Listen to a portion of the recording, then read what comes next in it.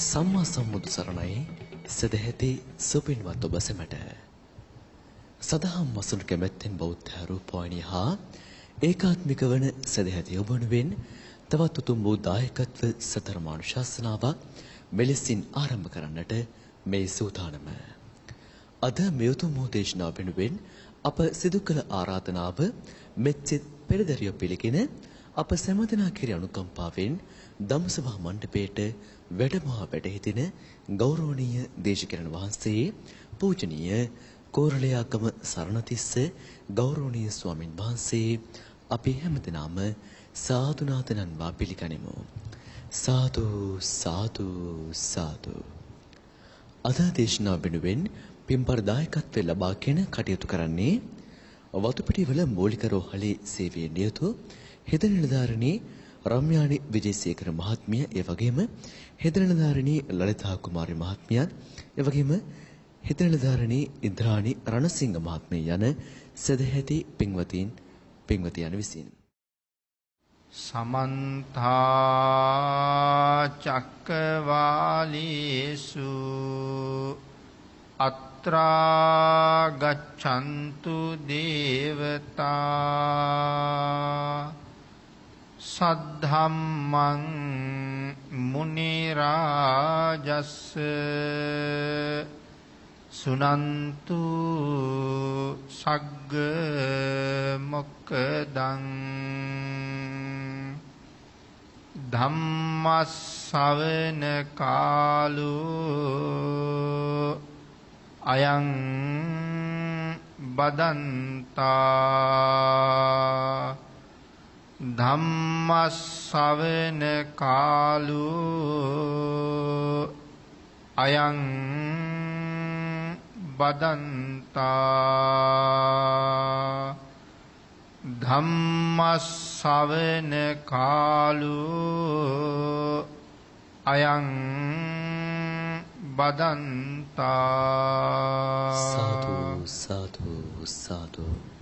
නමෝ තස්ස භගවතු අරහතු සබ්බ ධම්මේසු අප්පටිහත ඥානචාරස්ස දස බලධරස්ස චතු වේසාරජ්‍ය විසරදස්ස සබ්බ සත්තුත්තමස්ස ධම්මිස්ස රස්ස ධම්ම රාජස්ස ධම්මස්සාමිස්ස තථාගතස්ස සබ්බඤුනෝ සම්මා සම්බුද්දස්ස. නමෝ තස්ස භගවතු අරහතු සබ්බ ධම්මේසු අප්පටිහත ඥානචාරස්ස දස බලධරස්ස චතු වේසාරජ්‍ය විසරදස්ස සබ්බ සත්තුත්තමස්ස ධම්මිස්ස රස්ස ධම්ම රාජස්ස ධම්මස්සාමිස්ස තථාගතස්ස සබ්බඤුනෝ සම්මා සම්බුද්දස්ස. නමෝ තස්ස භගවතු අරහතු සබ්බ ධම්මේසු අප්පටිහත ඥානචාරස්ස දස බලධරස්ස චතු වේසාරජ්‍ය විසරදස්ස සබ්බ සත්තුත්තමස්ස ධම්මිස්ස රස්ස ධම්ම රාජස්ස ධම්මස්සාමිස්ස තථාගතස්ස සබ්බඤුනෝ සම්මා සම්බුද්දස්ස. සාදු සාදු සාදු. සද්ධර්ම ශ්‍රාවක කාරුණික ගුණගරුක බෞද්ධ පින්නතුනි, ධර්ම දානය නම් වූ මේ ශාසනය උගන්වා වදාළ මහා බලගතුම දානමය පින්කම සිදු කරගන්න සූදානම් වෙන මොහොත. විශාල පිරිසකට ධර්ම ශ්‍රවණය කරන්න අවස්ථාව උදා කරලා දීලා ඒ උතුම් අවස්ථාව තව තවත් වඩා වර්ධනය කරගෙන මහා කුසල් රැස් කරගන්න මේ පින්නතුන්ට ඒ උතුම් ධර්ම දානමය කුසලය ඊ타ම ඉක්මන් භවයක ඊ타මත්ම කෙටි කාලයකින් සැප සහිත ප්‍රතිපදාවකින් උතුම් චතුරාර්ය සත්‍ය ධර්මය අවබෝධ කර ගැනීම සඳහාම හේතු වාසනා වේවා කියලා ප්‍රාර්ථනා කරමු. පින්නතනි අපි මේ ධර්ම දේශනා මාලාව තුළ මහා ධර්මපාල ජාතකයේ පදනම් කරගෙන ධර්ම දේශනා දෙකක් මීට කලින් සිදු කරන්නට යෙදුණා.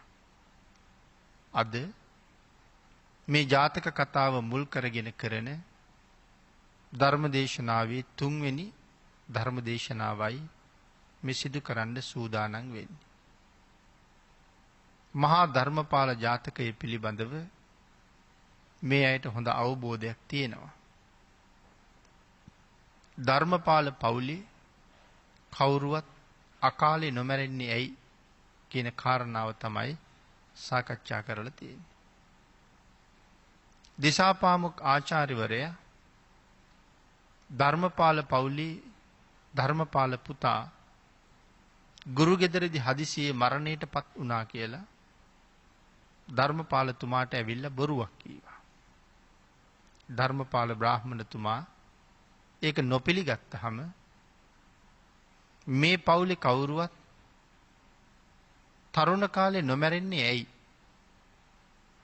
කියලා ප්‍රශ්නයක් අහපුවාම ඒකට ධර්මපාල බ්‍රාහ්මණතුමා දුන්න උත්තර ටික තමයි අපි සාකච්ඡා කරමින් හිටියේ.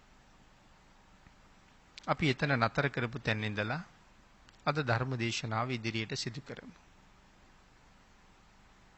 ධර්මපාලතුමා සඳහන් කළා තමන්ගේ පවුලේ අය අකාලේ නොමැරෙන තවත් හේතුවක්. මේ අපි කලින් සාකච්ඡා කරපු අන්තිම කාරණාව මේ පරම්පරාවේ මවද පියාද සහෝදරී සහෝදරයෝද පුත්‍රයෝද බිරින්දෑවෝද යන සියල්ලෝම පරලොව සැපපතා ධර්මෙහි හැසිරෙමු. පරලොව සැප ප්‍රාර්ථනා කරලා ධර්මානුකූල ජීවිත ගෙවනවා. අන්න ඒක නිසා අපේ පවුල් වල අය මැරෙන්නේ නැහැ. වෙනතුනේ ඔය කාරණාව අපි සාකච්ඡා කළා. ඊළඟට සඳහන් කරනවා දාසයෝද දාසියෝද අප නිසා දිවි රකින්නෝද පිරිවර ජනයෝද කම්කරුවෝද යන සියල්ලෝ පරලොව සැපසලකා ධර්මෙහි හැසිරෙත්. ඒ නිසා අපේ පවුල් වල කවුරුවත් තරුණ කාලයේ නොමැරෙනවා. ධර්මපාල මාලිගාවේ වැඩ කරන දාසයෝ සහ දාසියෝ ඒ වගේම කම්කරුවෝ දාසයෝයි කම්කරුවෝයි මේ අතර තියෙන වෙනස දාසයෝ කියලා කියන්නේ පඩි නැතුව වැඩ කරන අය. ඒ අයට කෑම ලැබෙනවා. ඒ අයට ඉන්ඩ ලැබෙනවා. ඒ අයට වස්ත්‍ර ලැබෙනවා. මිනිසෙකුට අවශ්‍ය මූලික අවශ්‍යතා තුන සම්පූර්ණ වෙනවා. කෑමයි, වතුරයි, ඇඳුනුයි, ඉන්ඩ තැනකුයි. මේ ටික ලැබෙනවා. කම්කරුවෝ කියලා කියන්නේ පඩි ලබන අයට. ඒ අයට පඩි දෙනවා. එතකොට මේ මාලිගාවේ වැඩ කරන දාසයෝ කම්කරුවෝ ඒ හැම කෙනෙක්මත් පරලොව සැප සලකාගෙන ධර්මයේම හැසිරෙනවා. ඒ කියන්නේ දැසි දස්සුවත් කවදාවත් වැරදි වැඩක් කරන්නේ නැහැ කියලා කියන්නේ. එතකොට ඒ දැසි දස්සෝ කොහොමද ධර්මයේ තුල පෝෂණය වෙන්නේ ඇත්තේ?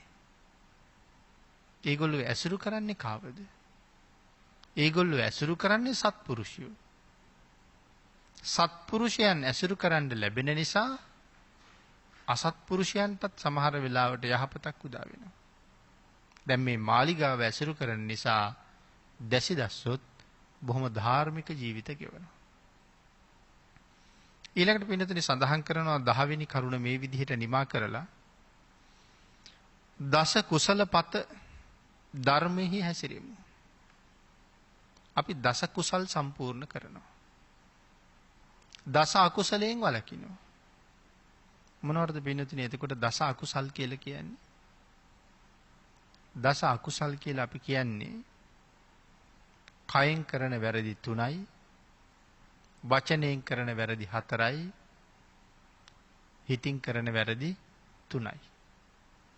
අපි කයෙන් කරනවා ප්‍රාණඝාතය, අදත්තා දානය, කාම මිත්‍යාචාරය. වචනයෙන් කරනවා බොරු කියනවා, කේලම් කියනවා, පරුස වචන කියනවා, හිස් වචන කියනවා. හිතින් කරනවා අවිද්‍යාව, ව්‍යාපාද, මිත්‍යා දෘෂ්ටි. පින්නතුනි මෙහි කයින් කරන වැරදි. මේ කරුණු පිළිබඳව මේ දේශනාවේ මුලින් අපි සාකච්ඡා කරලා තියෙනවා. ප්‍රාණඝාත, අදත්තා දාන, කාම මිත්‍යාචාර. මුසාවාද පිළිබඳවත් අපි කරුණු දක්වලා තියෙනවා. පිසුනා වාචා, පරුසා වාචා, සම්පප්පලාප. මේ දේවලුත් අකුසල කර්මපත හැටියටම පෙන්눔 කරලා තියෙනවා. කේලම් කියනවා, හිස් වචන කාටවත් වැඩක් නැහැ. දෙන්නෙක් යම් තැනක එකතු වෙච්චහම ඔහේ කතා කර කර ඉන්නවා. එතකොට අනුන්ගේ අඩුපාඩු, අනුන්ගේ දෝෂ, මේ වගේ දේවල් තමයි වැඩියෙන් කතා කරන්නේ. ඉතින් ඒවා Tamanට වැඩකුත් නැහැ, වෙන කාටවත් වැඩකුත් නැහැ. සෑහෙන වෙලාවක් කාලේ නහත්ති කරලා නැගිටලා යනවා. ලාභයක් වෙලාද? පාඩුවක්මයි වෙලා තියෙන්නේ. එකක් මගේ වටිනා කාලේ නාස්ති වුණා.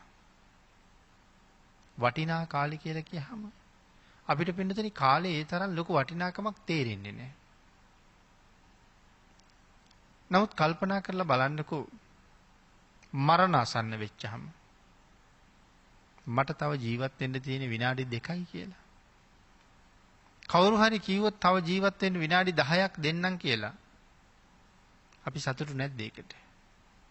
හැම කෙනෙක්ම කැමති තව මොහොතක් හරි ජීවත් වෙන්න. ඒ ලැබෙන මොහොතින් පිනක් කරගන්න තිබුණා නම් අපිට කෙනෙක් කියනවා ඔබ තව විනාඩි ගානකින් මැරෙනවා. මැරිලා ඒකාන්තයෙන් නිරේ යනවා. කෙනෙක් කියනවා විනාඩි 10ක් දෙන්නම් පුළුවන් නම් නිරයෙන් මිදෙන්න කටයුතු කරන්න කියලා. විනාඩි 10 ගන්න කැමති. හැබැයි නිරයෙන් මිදෙන්නේ කොහොමද කියලා දන්නේ නැහැ. ඒක මේ වෙලාවේ කාටවත් උගන්වන්න පුළුවන්ද? මහා ප්‍රඥානියෙකුට නම් තේරුම් කරන්න පුළුවන් වෙයි. නමුත් අපිට තේරුම් කරලා ඒ මත පිහිටවන්න හරි අමාරුයි. නමුත් අර තන තන විනාඩි 5 10 විනාඩි 5 10 අනුන්ගේ අදකුද කතා කර කර ගෙවපු කාලේ පිනතුනේ අපි කුසලයකට යොමු කරලා තිබුණා නම් මේ ජීවිත කාලේ නිෂ්කාරණේ නාස්ති වෙච්ච අපේ කාලේ කොච්චරද? පැය ගණනේ. අපි නිදාගත්ත කාලේ කොච්චරද? අපේ බුදු පියාණන් වහන්සේ රාත්‍රියකට කොච්චර සැතපුණාද?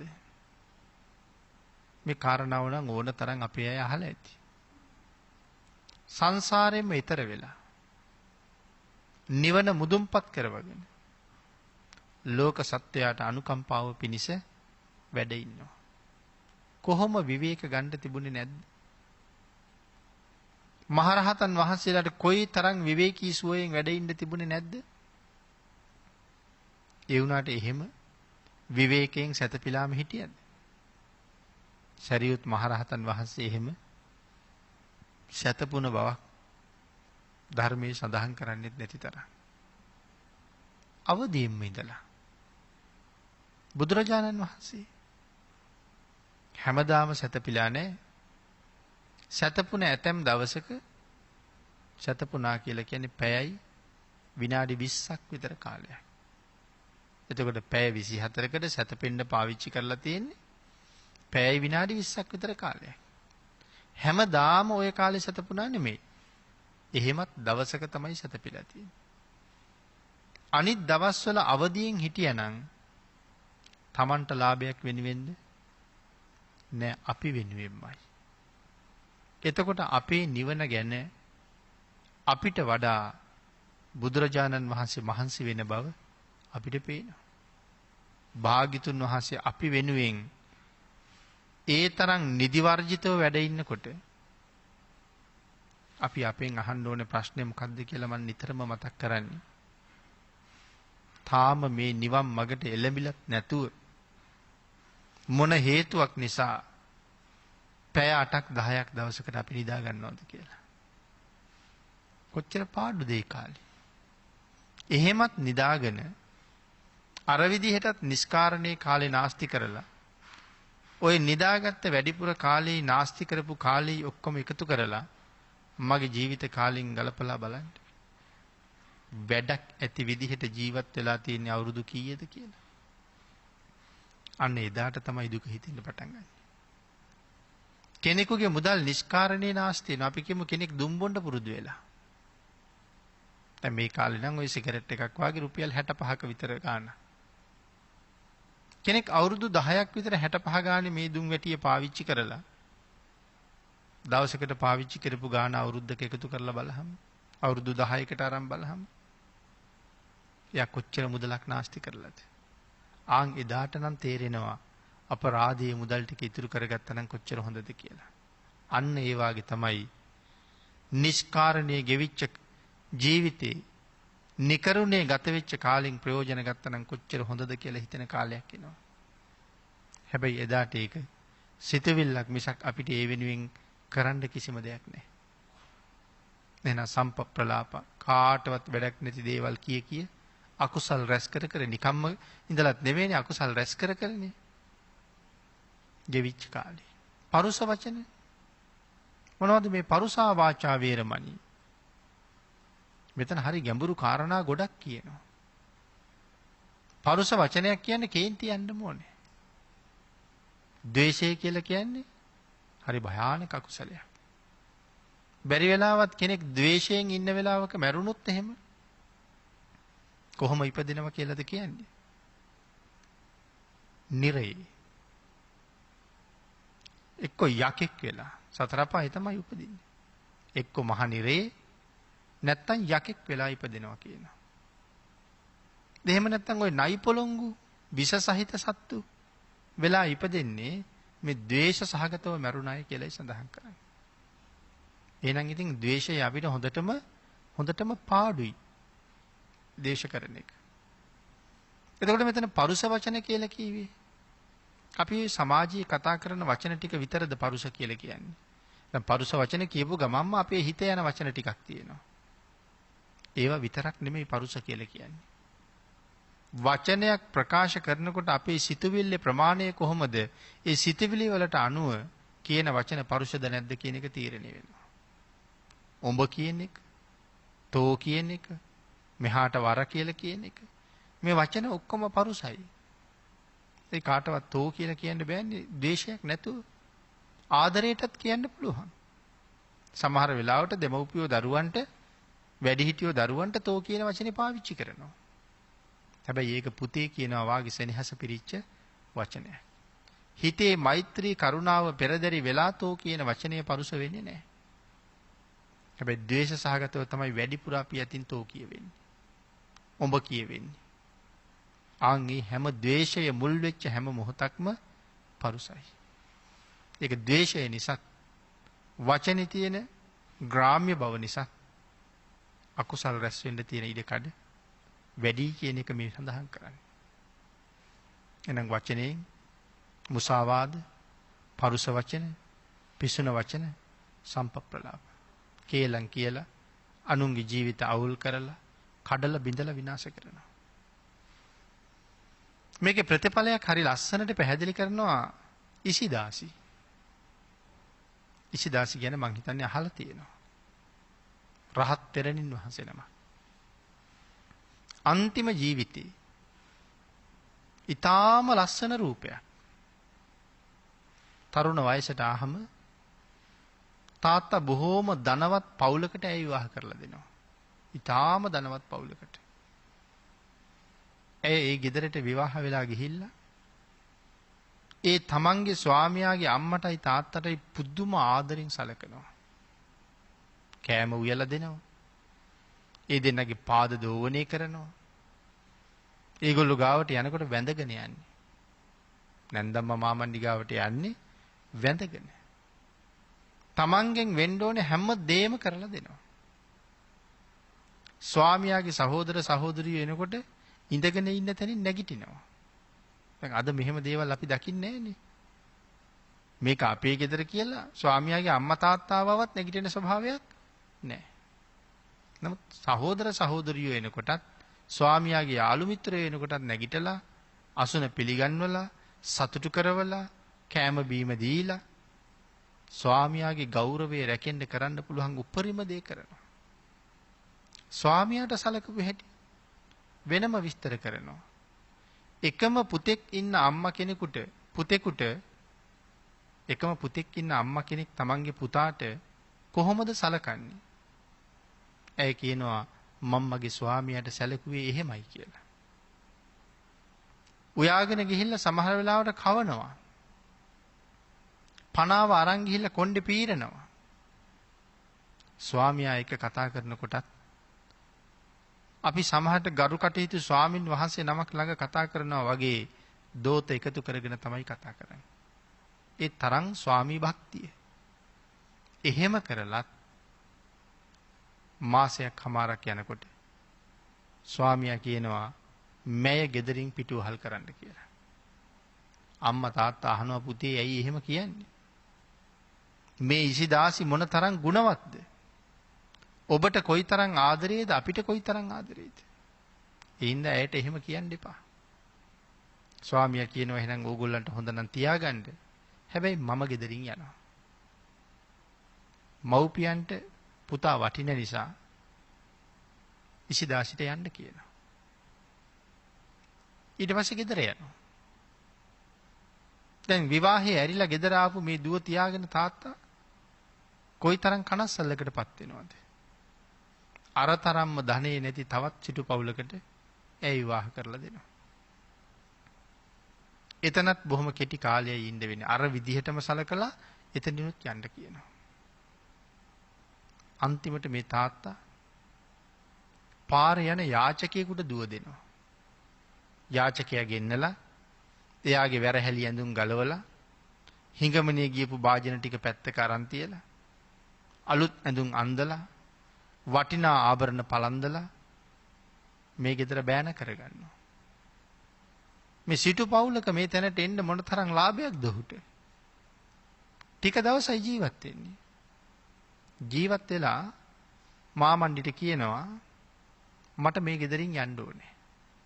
කරුණාකරලා මගේ පරණ ඇඳුම් ටිකයි මගේ හිඟමන් උපකරණ ටිකයි දෙන්න. ඔබේ ඇඳුම් ආභරණ තියාගන්න. මට බෑ මෑත් එක්ක ජීවත් වෙන්න. මෙහෙම මහා කරදර රාශියකට මුහුණ පානවා. අන්තිමට ඇය තීරණය කරනවා මං සියදිවි හානි කරගන්නවා කියලා. සියදිවි හානි කරගන්නවා කියලා තීරණය කරලා ඉන්නකොට තමයි රහත් මෙහෙණින් වහන්සේ නමක් ඒ ගෙදරට පිණ්ඩපාතේ වෙදී. ජිනදත්ත කියලා. උන්වහන්සේත් එක්ක ටිකක් කතා කරලා මහාන වෙන්න තීරණය කළා. තාත්තා කිව්වා දුවේ මහාන වෙන්න එපා. ගෙදරට වෙලා ඒ පින්කම් කරන්න කියලා. නමුත් කියනවා නෑ තාත්තී. මම මේ කුරිරු සංසාරේ ගැන හොඳටම කලකිරිලා ඉන්නේ. මේ උත්තමාවිය යන්තනකට ගියාද මට එතෙන්ට යන්න ඕනේ. එහෙනම් පුතේ මහාන වෙන්න. භයානක සංසාරයෙන් එතර යන්න වහ වහ කටයුතු කරගන්න. ඒ මෙහෙණින් වහන්සේත් එක්ක ගිහිල්ලා මහාන වෙනවා. මහාන වෙලා රහත් වෙනවා. රහත් වුණාට පස්සේ ආත්ම 7ක් ආපහු බලන්න පුළුවන් අභිඥාවක් ලැබෙනවා. තව සහෝදර මෙහෙණින් වහන්සේ නමක් හිටියා. දවසක් දෙන්න පිණ්ඩපාතේ වැඩම කරලා ඇවිල්ලා විවේකීව ඉන්න වෙලාවේ අර අනික් මෙහෙණින් වහන්සේ අහනවා ඉසිදාසිගෙන් මෙහෙණිය ඔබ තව බොහෝම තරුණයි. ඔබේ රූපය ඊ타ත්ම සිත් ගන්නා සුළුයි මනා ප්‍රියමනාපයි. මේ තරම් ලස්සන රූපයක් තියාගෙන මේ තරුණ අවදී මොකක් නිසා මහාන වුණාද කියලා. අතීත කාරණා ටික සියල්ලම පැහැදිලි කළා. මොකද ආත්ම හතක් බලන අභිඥාවක් තියෙනවා. ඒ කරුණු ටික පැහැදිලි කරලා ඒ ප්‍රාණඝාත කාමමිත්‍යාචාර අකුසලයක් ගැන කියන්නේ. නමුත් මේ ජීවිතයේ අර විදිහට විවාහයේ 3 වතාවක් කඩා කප්පල්ුනේ ඇයි? එක අවස්ථාවක බොහෝම හොඳට සතුටින් ජීවත් වෙන පවුලක් ඇය විසින් විනාශ කරලා දැම්මා. කේලම් කියලා ඒ පවුල විනාශ කළා. ඒකයි මේ දිගින් දිගට විවාහය අසාර්ථක වෙන්නේ. දැන් බලන්න කේලමක් කියන්නේ ගිහිල්ලා වෙලා තියෙන දේ. එතකොට ඔය වාගේ කොයිතරම් දේවල් කෙරෙනවද? දස අකුසල කර්මපත. මෙතන සඳහන් කරනවා ඒකෙන් වළකින්න කියලා. මුළු සංසාරෙට මේක බලපානවා. දිගින් දිගට අපිට විපාක දෙනවා. අපි එකපාරක් වරදක් කරාම අපිට එකපාරක් විපාක දීලා නවතිනවා නම් කමක් නැහැ. අපිට ඒක 100,000 ගණනින් විපාක දෙන එකයි සංසාරේ භයානකයි කියන්නේ. අවිද්‍යාව කියන්නේ මොකක්ද එතකොට? දැඩි ලෝභය. අනුන්ගේ වස්තුව පිළිබඳව තියෙන ලෝභකම. තමන්ගේ වස්තුව පිළිබඳව නම් අපි කාටවත් තාම ලෝභකම් ඕන තරම් තියෙනවා. තමන් දුක් මහන්සි වෙලා හම්බ කරගත්ත තමන්ගේ වස්තුව පිළිබඳව තියෙන ලෝභකම ගැන නෙමෙයි මෙතන කියන්නේ. අනුන්ගේ වස්තුව පිළිබඳව තියෙන ලෝභකම. යම් කෙනෙකුගේ වස්තුවක් දැකලා ඒක මට තිබුණා නම් කොච්චර හොඳද? මේක මට අයිති වුණා නම් කොහොමද? ආන් ඒ වගේ අනුන්ගේ දේවල් ගැන හිතනවා. ගෙවල් දොරවල් ගැන, යාන වාහන ගැන, ඉඩ කඩම් ගැන, නොඑක් දේවල් අනුන්ගේ සම්පතට ලෝභකම් කරනවා. ඒක අකුසලයක් හැටියට මෙතන පෙන්නන්නේ. පින්නතුනේ මේක පැහැදිලි කරන හරි අපූර්ව තැනක් තියෙනවා ධම්මපද පාළියේ විස්තර කරලා. මේක පිටකේ තව තැන්වල පැහැදිලි කරනවා. සෝරෙය්‍ය කියන සිටුවරයා. අපේ පින්නතුන් අහලා ඇති සෝරෙය්‍ය සිටුවරයාගේ කතාව. රහතන් වහන්සේ නමක් දිහා බලලා මෙන්න මේ වාගේ අවිද්‍යාවක් උපදවා ගත්තා. සෝරෙය්‍ය සිටුවරයා නාන්න යනකොට මහා කච්චායන මහරහතන් වහන්සේ පිණ්ඩපාතේ වඩින්න ලෑස්ති වෙලා සිවුරු පුරවනවා. මහා කච්චායන මහරහතන් වහන්සේ රන්වන් පාටයි කියලා ධර්මයේ සඳහන් කරන්නේ. සිවුර පුරවන වෙලාවේ උඩුකය නිරාවරණය වෙලයි තිබුණේ. මේ තරුණයාට උන්වහන්සේ දැකලා රාගසිතක් ඇති වුණා. ඒ වෙලාවේ හිතුණා මේ ස්වාමින් වහන්සේ මගේ බිරිඳ වුණා නම් කොච්චර හොඳද කියලා. හිතෙනවත් එක්කම හිතුණා නෑ උන්වහන්සේගේ ලස්සන මගේ බිරිඳට තිබුණා නම් කොච්චර හොඳද කියලා. හැබැයි ඉතින් මේ මොහොත වෙනකොට ඔහුගේ පුරුෂ ලිංග අතුරුදහන් වෙලා ඔහු ස්ත්‍රියක් බවට පත් වෙලත් ඉවරයි. බලන්න එතකොට ශාසනය කොයිතරම් ගැඹීරද කියලා. සාමාන්‍ය කෙනෙක් කතා කරන්නේ මේ ලෝකේ ගැහැණු කෙනෙක් පිරිමි කෙනෙක් කරන එකත් පිරිමි කෙනෙක් ගැහැණු කෙනෙක් කරන එකත් කරන්න බැරි වැඩක් කියලා. බුද්ධ ශාසනය ගැන කල්පනා කරලා බලනකොට අපිට අමාරුයි කියන වැඩේ සිතුවිලි මාත්‍රයකින් වෙනස් කරන්න පුළුවන්. ඒ තරම්ම මේ ශාසනයේ ආර්යයන් වහන්සේලා ගුණවත්. ඒ නිසා ස්ත්‍රියක් බවට පත් වෙලා මහා කර තැබ්බේකට ජීවිතේ මුණ දුන්නා. ඇයි දැන් එහෙම වුනේ? රහතන් වහන්සේ සතුව තිබිච්ච ඒ ලස්සන තමන්ගේ බිරිඳට තිබුණා නම් කියලා හොඳයි කියලා හිතපු අවිද්‍යාසිත. එතකොට සෝරෙය්‍ය කියලා කියන්නේ පින් නැති කෙනෙක්ද? මහා පුණ්‍යවන්තයෙක්. අන්තිමට සෝරෙය්‍යට මොකද වෙන්නේ? අන්තිමට සෝරෙය්‍ය රහත් වෙනවා. මහා කච්චායන මහරහතන් වහන්සේගෙන් සමාව ගත්තට පස්සේ ආයි පිරිමියෙක් වෙනවා. ඉතින් මං කිව්වා හැලහැප්පීම් ගොඩක් වුණා කියලා. අර සිතුවිල්ල ඇති වෙන කාලේ Tamanට බිරිඳක් ඉඳලා තියෙනවනේ. ඒකනේ හිතුවේ මගේ බිරිඳට ඒ ලස්සන තිබුණා නම් කියලා. තාත්තා කෙනෙක් දරුවෝ දෙන්නෙකුගේ තාත්තෙක්. දැන් මේ සිතුවිල්ලත් එක්ක පරිවර්තනයක් වුණා. දැන් තමන්ගේ ගමට ගෙදරට මූණ දෙන්න බැරි නිසා කැලේ මැදින් දුවගෙන ගිහිල්ලා වෙළඳාම යන වෙළෙන්දන්ගේ පස්සෙන් ගියා. දැන් කාන්තාවක්. ඒ වෙළඳාම යන වෙළෙන්දන්ගේ පස්සෙන් යනකොට වෙළෙන්දෝ ආගිය තොරතුරු කතා කළා හරි ලස්සන තරුණියක්. ඒගොල්ලෝ තීරණය කළා අපේ සිටු කුමාරයාට විවාහ කරලා දෙන්න නම් ඇය හරි හොඳයි. එහි විවාහ වුණා. දැන් ඒ සිටු කුමාරයාට දාව මෙයාට දරුවෝ දෙන්නෙක් ඉන්නවා. තමන්ගේ දරුවෝ දෙන්නයි, තමන්ගේ කුසින් බිහි කරපු දරුවෝ දෙන්නයි. පස්සේ තමන්ගේ මිත්‍ර සිටුවරයෙක් හම්බ වෙලා කාරණාව කියහම ඒ සිටුවරයා කිව්වා එහෙනම් යමු රහතන් වහන්සේගෙන් සමාව ඉල්ලමු. සමාව ඉල්ලහම ආයෙ පිරිමියෙක් වුණා. එතකොට ජීවිතේ කලකිරුණා. ඒ හින්දා ගිහිල්ලා මහාන වෙලා රහත් වෙනවා. එතකොට මේ ජීවිතෙන් රහත් වෙන්න තරම් පින් තිබ්බ කෙනෙක්. නමුත් මේ වැරදි සිතවිල්ල නිසා මූණ දීපු අපහසුතාවයන් ගොඩ. අපි දන්නේ නැහැනේ අපිට මේ ජීවිතේ රහත් වෙන්න පින් තියෙයිද කියලා. තියෙන්නත් පුළුවන්. හැබැයි නෑ කියන්න තමයි 99.9 ගානකටත් වඩා වැඩි වෙන්නේ. පුළුවන් කියන්න තියෙන බොහොම පොඩි ඉඩකඩයි. එහෙමනම් අපිට අවිද්‍යාව කොහොම විපාක දෙයිද?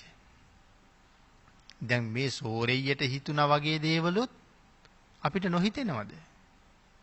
ඕන තරම් දේවල් තියෙනවා.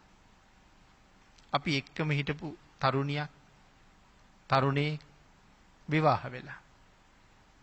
අලුතෙන් විවාහ වෙලා ඒගොල්ලෝ ගමන් බිමන් යනවා දැක්කහම ඒගොල්ලෝ වෙන වෙන කටයුතු වල යෙදিলা ඉන්නවා, එක්ක නාගෙන එනවා, නැත්තම් ගමනක් යනවා. එහෙම නැත්තම් සතුටින් වෙන ක්‍රියාවක යෙදিলা ඉන්නවා. දැන් ඒ එහෙම දැක්කහම ජම් පිරිසක් කතා කරන්න පුළුවන් ඇය මට හිටියානම්, ඔහු මගේ වුණා නම් මේ සිතවිල්ලත් එක්ක මොකක්ද වෙන්නේ? අවිද්‍යාව. ආන්ගේ අකුසලයේ අපිට සසර කොහොම විපාක දෙයිද? ආන් ඒ නිසා අවිද්‍යාව මේ දස අකුසල කර්මපත වලට එකතු වෙලා තියෙන එකයි. අන්සතු වස්තුව පිළිබඳව ලෝභ කරන එක. ව්‍යාපාදේ කියන්නේ ද්වේෂය, මිත්‍යා දෘෂ්ටිය කියලා කියන්නේ සම්මා දිට්ඨියෙන් බැහැරවීම. ආනන්තරීය පාප කර්මයටත් වඩා යම් භයානක අකුසල කර්මයක් මේ ලෝකේ තියෙනවා නම් ඒක මොකක්ද කියලා භාග්‍යතුන් වහන්සේ පැහැදිලි කළේ ඒ මිත්‍යා දෘෂ්ටියයි. එහෙනම් හිතින් කරන වැරදි අවිද්‍යාව, ව්‍යාපාද, මිත්‍යා දෘෂ්ටි. මේ දස අකුසල කර්මපතයන්ගෙන් බැහැර වෙන්න කියලා භාග්‍යතුන් වහන්සේ නිරන්තරයෙන් දේශනා කළේ. දැන් මේ ධර්මපාල බ්‍රාහ්මණතුමා දිසාපාමොක් ආචාර්යවරයාට සඳහන් කරනවා අපේ පවුල් වල අය දස අකුසල කර්මපතයන්ගෙන් මිදලා හැම වෙලාවෙම දස කුසල කර්ම රැස් කරමින් ජීවත් වෙනවා. දස කුසල්ම සිද්ධ කරනවා. මේ කතා කරපු සිතින් කයින් වචනයෙන් කරන වැරදි 10න් අත මිදෙනවා නම් ඒක දස කුසලයක් සාමාන්‍ය විදිහට. තවත් දස කුසල් මොනවද කියලා තවත් පැහැදිලි කරනවා. තව තැනක. දාන, සීල, භාවනා. දස කුසල් වලටයි අයිති වෙන්නේ. පත්ති පත්තානුමෝදනා. පින් කරනවා, පින් අනුමෝදන් කරනවා. පිදිය යුත්තම් පුදනවා. ගරු කටයුතු අයට අපෙන් වෙන්න තියෙන යම් සත්කාරයක් සම්මානයක් වෙයිද අම්මගේ තාත්තගේ ඉඳලා තුනුරුවන්ගේ ඉඳලා උතුමන්ට පුද පූජා පවත්වනවා. උතුමන්ට සලකනවා. බණ අහනවා. බණ කියනවා. මේ දෙකම අයිති වෙනවා. Tamanට බණ කියන්න බැරි නම් ධර්මයේ දේශනා කරනවා. Taman විසින් කරන නිසා ඒකත් ඒ කුසල කර්මයටම එකතු වෙනවා. බණ අහනවා, බණ කියවනවා, බණ කියනවා. මේ දස කුසල් වලට අයිති වෙන තවත් කුසල්. මේ ආදි වශයෙන් මහ පිංකම් ජීවිතවල නිරන්තරයෙන් සම්පූර්ණ කරගන්න නිසා අපේ පවුල් වල අය අකාලේ මැරෙන්නේ නැහැ කියලා සඳහන් කරනවා. පින්නතුනි මෙතෙන්ට දස දාන වස්තුවත් එකතු කරගන්න පුළුවන්. මෙසෙන්ට දස පුණ්‍ය ක්‍රියාවත් එකතු කරගන්න පුළුවන්. ඒ කාරණත් වෙනම මෙතන පැහැදිලි කරන්න කියලා විස්තර කරලා සඳහන් කරනවා. බොරු කියන තැනැත්තාට නොකල හැකි පාපයක් නැහැ. යමෙක් බොරු කියනවා නම් ඔහු ඕන තරම් පව් කරන්න පෙළඹිච්ච පුද්ගලයෙක් කියලා සඳහන් කරනවා. අන්තිමට පැහැදිලි කරනවා ඒ කාන්තේම ධර්මයේ හැසිරෙන්නා ධර්මයේම රකින්න. යම් කෙනෙක් ධර්මයේ හැසිරෙනවා නම් ධර්මයේ විසින්ම ඔහු රකින්නවා. දැන් සාමාන්‍යයෙන් මේ කාලේ අපිට අහන්න ලැබෙන්නේ ධර්මයේ හැසිරෙන්න ධර්මයේ විසින් රැකෙයි කියලා. ඒක නිකන් හරියට නිකන් අවිනිශ්චිතයි වාගේ. ධර්මයේ හැසිරෙන්න ධර්මයේ විසින් රැකෙයි. එහෙම නෙමෙයි ධර්මයට අනුව කතා කරන්න ඕනේ. ධර්මයේ හැසිරෙන්න අතිශය ඒකාන්තයෙන්ම ධර්මයේ විසින් රකි. අතිශය ඒකාන්තයෙන්ම රකින්නවා. ධර්මයේ හැසිරෙන කෙනා. ඒකට උපමාවක් පෙන්නනවා මේ විදිහට. මහ වැස්සක් වහිනවා. ගමනක් යන්න උවමනාවක් තියෙනවා. වැස්ස හින්දා යන්න බෑ. නමුත් ඒ පුද්ගලයාතේ ලොකු කුඩයක් තියෙනවා. වැස්සට විරුද්ධව කුඩේ පාවිච්චි කරන්න ඔහුට පුළුවන්කම තියෙනවා. ආන් ඒ වාගේ අපි මේ ලෝකේ ජීවත් වෙනකොට බොහෝ කරදර කම්කටොළු වලට මුහුණ පානවා. ආපදා උපද්‍රව වලට මුහුණ පානවා. නමුත් ඒ අවස්ථාවන්ගෙන් අපිව හරියට බේරෙන අවස්ථා තියෙනවා. නමුත් අපි බේරුණ අවස්ථා ගැන අපිට එහෙම හිතෙනවද ධර්මයේ නිසාම අපි බේරුණා කියලා? මේ ධාර්මික කටයුතු නිසාම අපි බේරුණා කියලා. සමහර වෙලාවක අපි කියමු අපි වාහනයක හැපෙනවා. වාහනයට හැප්පිලා යට වෙලා පෑගිලා පොඩි වෙලා යන්න තරම් තිබිච්ච අවස්ථාවක්. නමුත් අපි විසි වෙලා බේරෙනවා. මැරුණේ නැහැ. අතපය කැඩිලා තියෙනවා සමහර වෙලාවට. එහෙනම් හැපිලා විසි කරලා දාන්න කවුරු හරි යම් ශක්තියක් පාවිච්චි කරලා තිබ්බා. සමහර කෙනෙක් උඩ ඉඳලා වැටෙනවා. සමහර අය කියනවා මට පුදුමේ මම බේරුණේ කොහොමද කියන එක පිළිබඳවයි. නමුත් මේ පෙර කරගත්ත කුසල ශක්තියක් නිසා මම බේරුණායි කියන කාරණාව සාමාන්‍යයෙන් අපි හිතන්නේ නැහැ.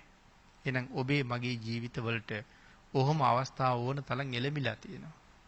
නමුත් හරියටම ධර්ම කාරණාවක පිහිටලා නැති නිසා, හරියටම දන්නේ නැති නිසා, ඒක නොවැටහුණාට ඊට වඩා ලොකු විපතක් වෙන්න තිබුණ තැනකින් අපි බේරලා තියෙනවා කියලා තේරුම් ගන්නේ ධර්මානුකූල කරුණ හරියට විනිශ්චය කරගත්තොත් විතරයි. මැරෙන්න ඕන තරම් අවස්ථා එළඹිලා. නමුත් තාම නොමැරුණේ අපිව බේරන්න වෙනම ශක්තියක් තිබුණ නිසා. එහෙනම් ධර්මයේ හැසිරෙන්න ධර්මයේ රැකේ නෙමේ.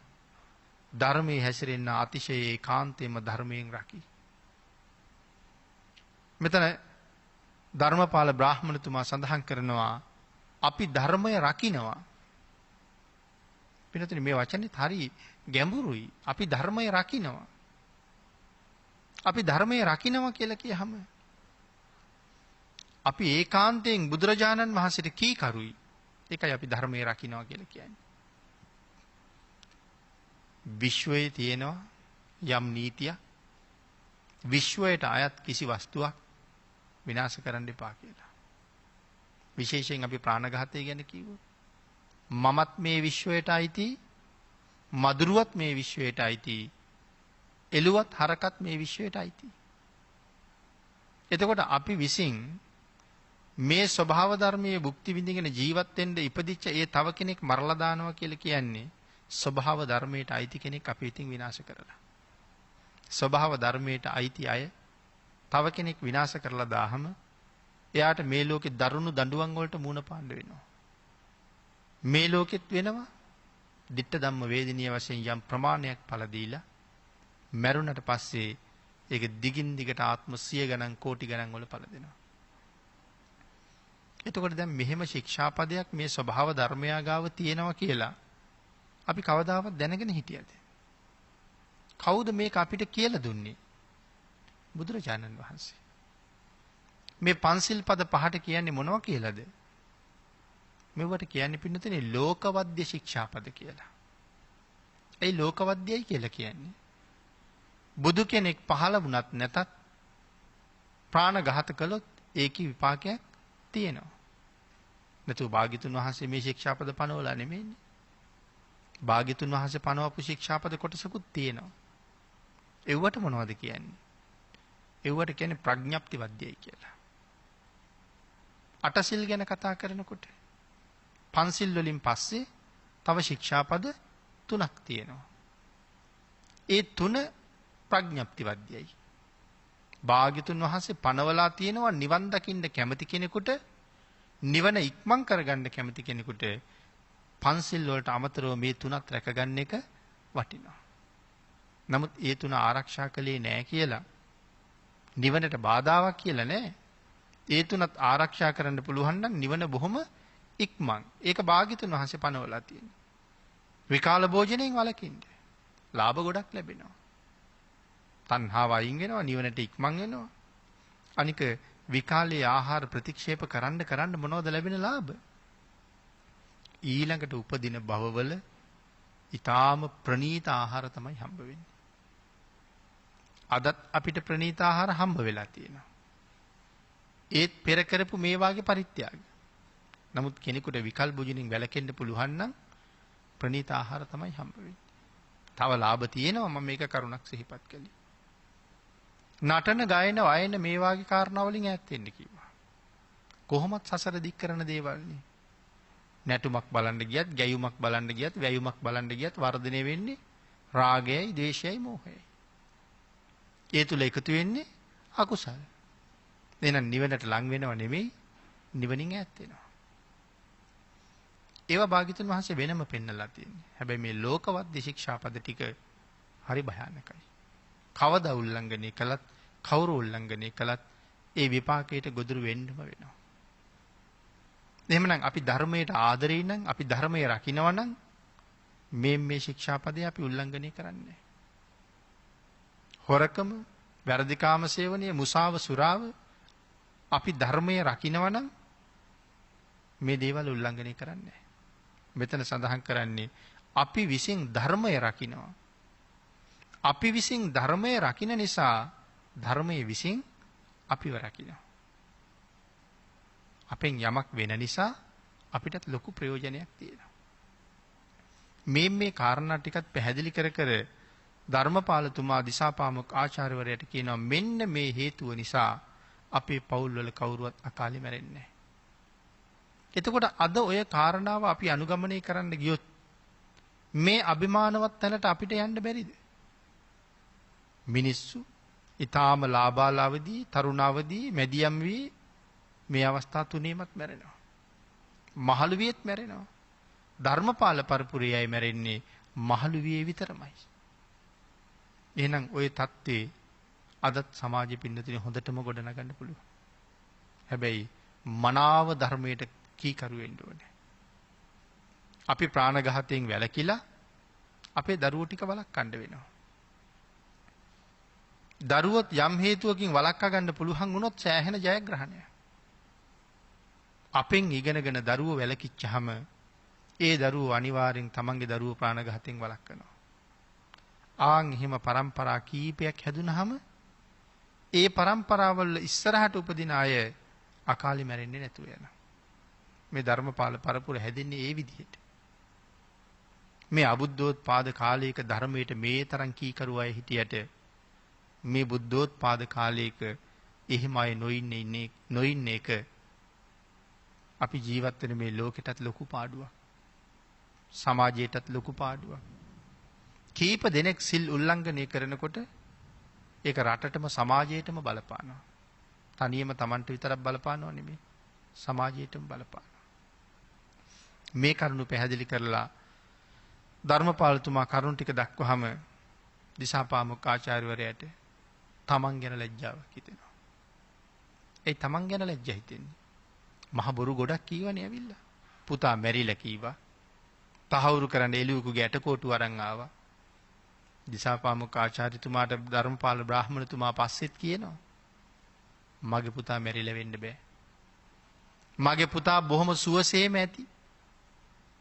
මේ ගෙනාපු ඇටකොටු එක්ක සුනකෙකුගේ නැත්තම් එළුවෙකුගේ. සමාව ඉල්ලුවායි මේ තරම් ධර්මානුකූල පුද්ගලයෙක් ළඟ මං විසින් මහ බොරු ගොඩක් ඇද බෑවා. මට සමාවෙන්න. ඒ තරම්ම නිහතමානීකමක් දිසාපාමොක් ආචාර්යවරයාට ආවේ සසර පුරුදු කරන පුහුණු කරන පාරමිතා හින්දාමයි. මේ දේශනාව අවසන් කරනකොට භාග්‍යතුන් වහන්සේ සඳහන් කරනවා කවුද දිසාපාමොක් කියන්නේ? දිසාපාමොක් කියලා කියන්නේ සුද්ධෝදන මහරජුරවන්ට කියනවා මහරජතුමනි එදා දිසාපාමුක් ආචාර්යවරයා මෙදා මේ සාරිපුත්තයන්මයි. මහරජතුමනි එදා ධර්මපාල බ්‍රාහ්මණ වෙලා ධර්මපාල කුමාරයා මැරුණ කියනකොට hina වෙවි ඒ මරණය ප්‍රතික්ෂේප කළේ වෙන කවුරුවත් නෙමෙයි මෙදා මගේ පිය මහරජාණන්මයි. එදා ධර්මපාල බ්‍රාහ්මණ මෙදා සුද්ධෝදන මහරජුරුවමයි. එදා ධර්මපාල කුමාරයාගේ අම්මා වෙලා හිටියේ මෙදා මහා මායා දේවින් වහන්සේමයි. මහරජතුමනි එදා ධර්මපාල බ්‍රාහ්මණතුමාටත් එතුමගේ ස්වාමි දිනියටත් දාව මේ ලෝකෙ ඉපදිච්ච ධර්මපාල කුමාරයා නම් අද ලෞතුරා බුදු වෙච්ච මම්ම වෙනවා.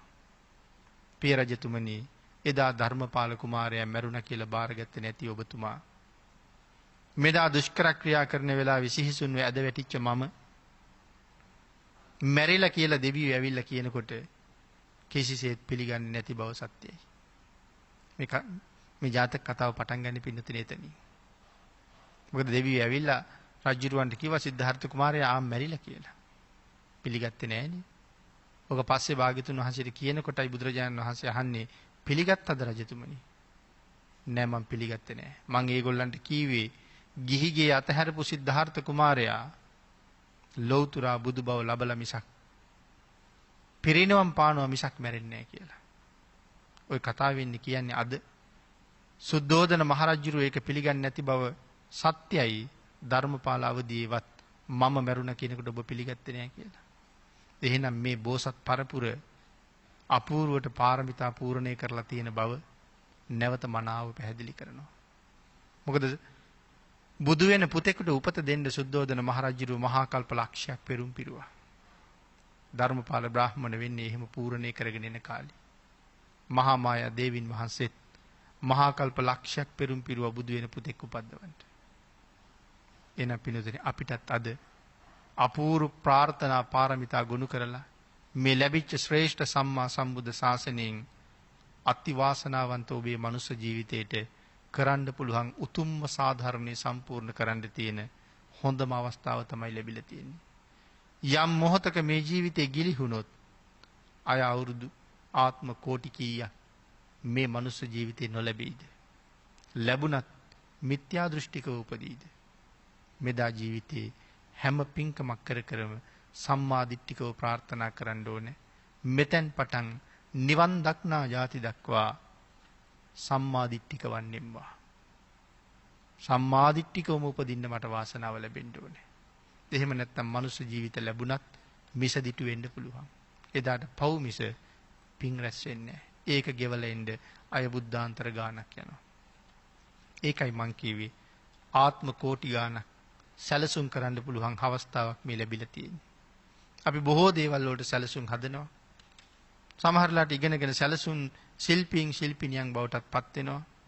ඔය කවුරුත් තමන්ගේ සංසාරෙත් මනාව සැලසුම් කරන්න පුළුවන් නම් ඒ අය හරි ජයග්‍රාහකයෝ. එතෙන්ට යන්න ලොකු කුඩා ඔබ සියලු දෙනාටම තුනුරුවන්ගේ ආශිර්වාදයෙන් ශක්තිය, ධෛර්යය, වාග්ය, වාසනාව උදා වේවා කියලා ආශිර්වාද කරනවා. අද ධර්මදේශනාවේ උතුම් දායකත්වයේ දරනු ලබන්නේ වතුපිටිවල මූලික රෝහලේ සේවයේ නියුතු හෙද නිලධාරීනි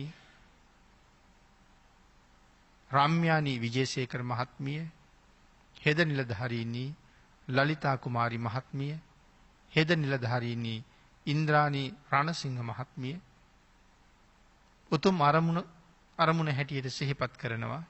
මිය පරලෝකීය දෙමව්පියන්ට හා ඥාතීන්ට පින් අනුමෝදන් කිරීම, සෙත් ප්‍රාර්ථනා කරනවා.